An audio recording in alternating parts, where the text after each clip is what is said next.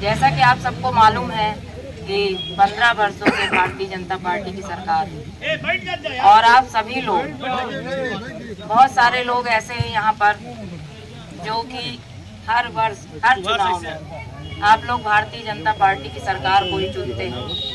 लेकिन मैं आप सबसे ये निवेदन के साथ पूछना चाहती हूँ कि आप लोग वोट तो दे देते हैं भारतीय जनता पार्टी को, लेकिन भारतीय जनता पार्टी ने आप क्या विकास किया? जो आम नागरिक है उनका उन्होंने क्या विकास किया? पहले तो आप ये बताइए मुझे।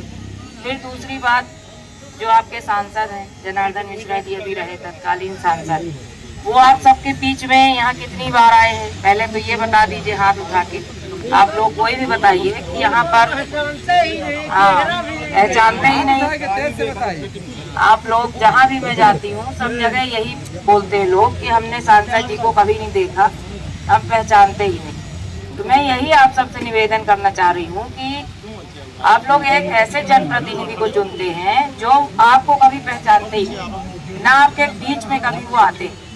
तो आपसे यही मेरा निवेदन है कि आप ऐसे जनप्रतिनिधि को क्यों चुनते हैं जो जीतने के बाद 4 वर्षों तक आराम से सोते हैं, जब 1 साल 6 महीना बचता है चुनाव का तब वो नींद से जागते हैं, फिर उसके बाद नींद से जागने के बाद वो जाते हैं तो कहीं पे एक शौचालय धोते हैं, उसके बाद फोटो खिंचाते हैं, उसके बाद आप सबके बीच में वो फोटो चलती है 6 महीना जब तक चुनाव नहीं हो जाता।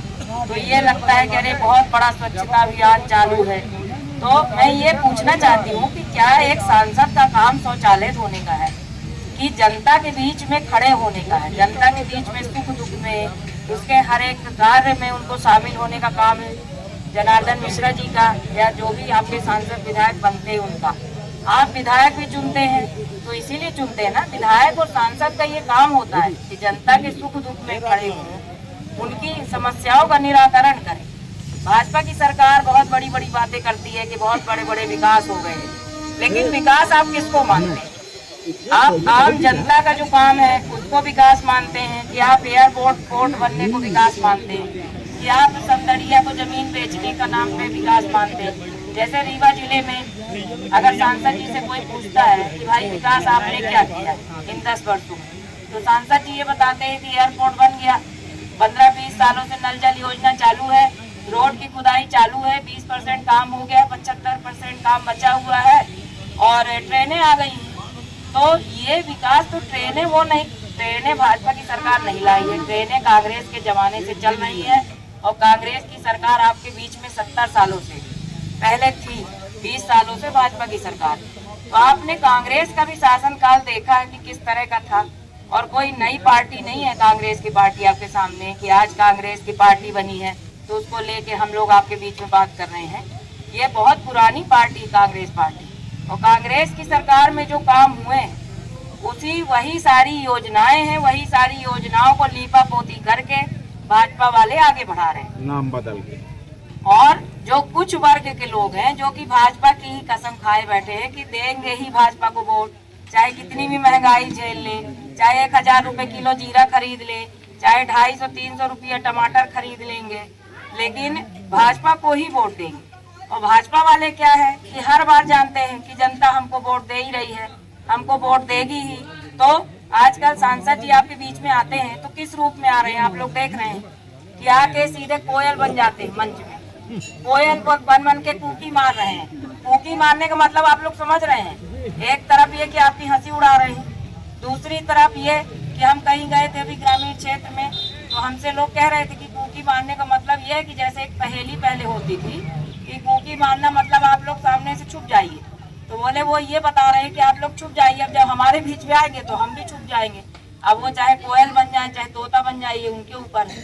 तो बात ये है कि आप इस बात को समझिए कि उनको इतना अहंकार है भाजपा वालों को, उनको ये लगता है कि जनता हमको वोट देगी ही, चाहे हम किसी भी रूप में इनके सामने खड़े रहेंगे और इनका कोई काम भी नहीं करेंगे, क्योंकि आम जनता का जो विकास है वो कहीं पर हुआ है क्या? आप लोग बताइए, कहीं भी ग्रामीण क्षेत्रों में विकास? आपके यहाँ पे 10 साल से, अभी इस बार भी आपने फिर दिवराज जी को जिताया, फिर से भाजपा के, हम ये नहीं कह रहे कि सबने वोट दिया है, आधे लोगों ने नहीं दिया है, चाहे आप उसमें मशीनों का खेल हो गया हो, जो भी हो गया हो, लेकिन भाजपा के ही अभी बने विधायक फिर से दिवराज सिंह जी आपके बीच में है 15 वर्षों से, बताइए आपके यहाँ पे सिरमौर विधानसभा में कितने काम हुए, कितनी जगह हैंडपंप लगे, कितनी जगह पीसीसी रोड बनी है, कितनी जगह नालियों के निर्माण हुए, किसके किसके शौचालय बन गए, किसको किसको प्रधानमंत्री आवास मिल गया।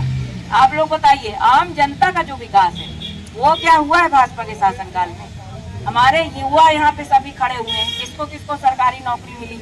आप लोग बताइए। भाजपा की सरकार है 15 सालों से, मोदी जी ने इतनी बड़ी बड़ी गारंटी ले रखी है कि हम 2 करोड़ युवाओं को रोजगार देंगे। एक भी युवा को उन्होंने रोजगार दिया क्या?